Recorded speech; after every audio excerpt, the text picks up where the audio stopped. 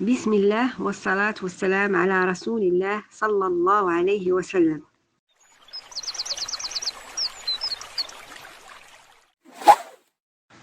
شنو هي زكاة الفطر؟ أول حاجة خصني نفرق ما بين زكاة الفطر وزكاة المال. زكاة المال فرضها الله سبحانه وتعالى على المال ملي كيبلغ واحد النصاب وكيمر عليه الحول، يعني كيمر عليه العام باش كيطهر لينا الأموال ديالنا. أما زكاة الفطر ففرضها الرسول صلى الله عليه وسلم وكتعلق بالأبدان ماشي بالأموال، بالأبدان، فهي صدقة عن البدن وعن النفس. يعني أضيفت للفطر لأنه سبب وجوبها، لأننا حنا صمنا شهر وافطرنا، يعني بسبب أننا فطرنا في رمضان، إذا هنا كنزكيو على هاد الفطر. شنو هو الحكم ديالها؟ هي واجب على كل مسلم سواء صام أو لا ما صامش بسبب واحد العذر، سواء كان صغير أو لا كبير أو لا حتى الدري الصغير اللي كيكون مازال تربية. علاش كنخرجوا زكاة الفطر؟ هنا خصنا من نخرجوا زكاة الفطر نستحضروا واحد النعمة أن الله سبحانه وتعالى من علينا بأننا كملنا الشهر كله بالصيام، إذا كنشكروه على هذه النعمة وكنخرجوا زكاة الفطر. واش هي زكاة الفطر؟ نصاب. زكاة الفطر ما عندهاش نصاب، يعني كل واحد كيملك ما ياكل هو وليداته او هو والناس اللي كينفق عليهم يوم العيد والليله ديالو، اذا غتوجب عليه زكاة الفطر. واش الخادمه اللي في المنزل عليها زكاة الفطر؟ نعم، هذه الخادمه اللي في المنزل عليها زكاة الفطر لانها من المسلمين. الاصل ان زكاتها عليها هي، ولكن اذا خرجوا عليها اهل البيت الزكاة فلا باس بذلك. واش الجنين نخرجوا عليه زكاة الفطر؟ الجنين ما واجبش علينا نخرجوا عليه زكاة الفطر، ولكن اللي خرجها عنده الأجر، اللي ما خرجهاش لا شيء عليه. إلا كان عند الأب أولاد أغنياء ما واجبش عليه يخرج عليهم زكاة الفطر، ولكن إلا بغى وهو كان مولف يخرج عليهم واخا كبروا وتوظفوا وبغى يخرج عليهم زكاة الفطر ماشي مشكل.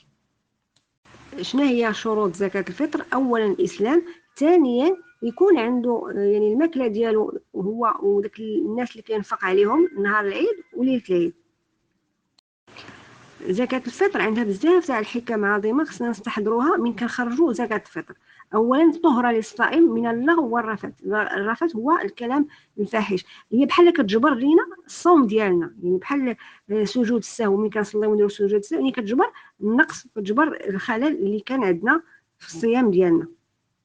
هي طعمة للمساكين، يعني نهار العيد ما خصناش نلقاو شي مسكين كيسعى باش ياكل داك النهار. هذا نهار عيد، يعني كلشي فرحان سواء الغني سواء الفقير، لان الزكاة كنعطيوها للفقراء، اذا ما غيستغناو على السؤال داك النهار. هاد جوج حكمات جاو واضحين عندنا في الحديث ديال الرسول صلى الله عليه وسلم. فرض رسول الله صلى الله عليه وسلم زكاة الفطر طهرة للصائم من اللغو والرفث وطعمة للمساكين. من أداها قبل الصلاة فهي زكاة مقبولة، ومن أداها بعد الصلاة فهي صدقة من الصدقات. من حكمها كذلك أننا كنشكر الله سبحانه وتعالى أننا كملنا الصيام ديال الشهر، كذلك كنحصلوا بإذن الله على الثواب والأجر العظيم إلى دفعناها لمستحقها في وقتها المحدد. كذلك أن بها تمام السرور للمسلمين يوم العيد وكترفع خلل الصوم، ولله سبحانه وتعالى حكم وأسرار يعني لا تصل إليها عقول العالمين. في أي وقت يجب علينا إخراج زكاة الفطر؟ يعني تجب زكاة الفطر بغروب الشمس ليلة العيد، ولإخراجها وقتان. عندي وقت فضيلة وهو من طلوع فجر يوم العيد إلى قبيل أداء صلاة العيد، ووقت جواز وهو قبل العيد تقريبا بيوم أو يومين، ولكن ما لا يجوز أننا نأخرها على صلاة العيد.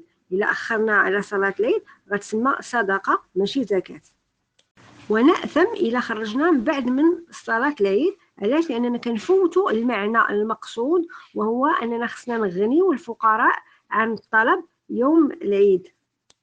واتفقوا جميع الفقهاء أنها ما كتسقطش إلا خرج الوقت ديالها، ولكن كتبقى في الذمة ديالنا المستحقين ديالها، فهي دين لا يسقط إلا بالأداء لأن حق للعبد. أما حق الله سبحانه وتعالى في التأخير عن الوقت ديالها فكيتجبر بالاستغفار والندامة. شنو هو المقدار ديال زكاة الفطر ومناش كنخرجها؟ الواجب في زكاة الفطر والأصل هو صاع من غالب داكشي اللي كياكلو أهل البلد، والصاع هو 4 حفنات باليدين يعني ممتلئتين، إلا بغينا نوزنوها تقريبا جات ما بين 2.5 حتى 3 كيلو، يعني من القمح أو الشعير أو التمر أو الزبيب أو الذرة أو غير ذلك من داكشي اللي كياكلو الناس. ويمكن جماعة تعطي زكاة الفطر ديالها لشخص واحد، أو لا العكس، يعني واحد كيعطي الزكاة ديال الفطر ديالو كيقسمها على بزاف الناس. واش يمكن لي نخرج زكاة الفطر فلوس عوض على الماكلة؟ هنا العلماء اختلفوا على 2 الأقوال.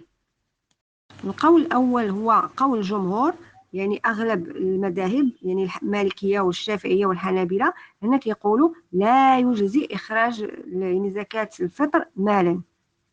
والدليل ديالهم يعني ما روي عن ابن عمر رضي الله عنهما قال فرض رسول الله صلى الله عليه وسلم زكاة الفطر صاعا من تمر أو صاعا من شعير.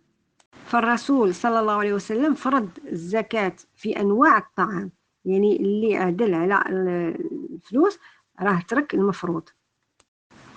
وكذلك ما روي عن ابن عباس رضي الله عنهما قال فرض رسول الله صلى الله عليه وسلم زكاة الفطر طهرة للصائم من اللغو والرفث وطعمة للمساكين. إذا هنا من كنقول طعمة يعني طعام لا نقود.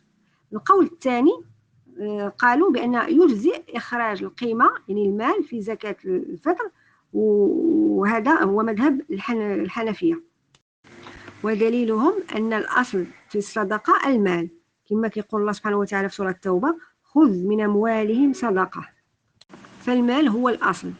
وبيان رسول الله صلى الله عليه وسلم المنصوص عليه إنما هو للتيسير ورفع الحرج لا لتقييد الواجب وحصر المقصود فيه، ولأن الواجب في زكاة الفطر هو إغناء الفقير، والإغناء يحصل بالقيمة، ولأن إعطاء قيمتها للفقير مالا أنفع له وأقرب إلى دفع حاجته، فقد لا يكون محتاجا للطعام. لمن تصرف زكاة الفطر؟ وهل يجوز أننا ننقلها لبلد آخر؟ تصرف لفقراء البلد ومحتاجها، ويجوز نقلها إلى بلد آخر للحاجة. هذا والله تعالى أعلى وأعلم. سبحانك اللهم وبحمدك، نشهد أن لا إله إلا أنت، نستغفرك ونتوب إليك.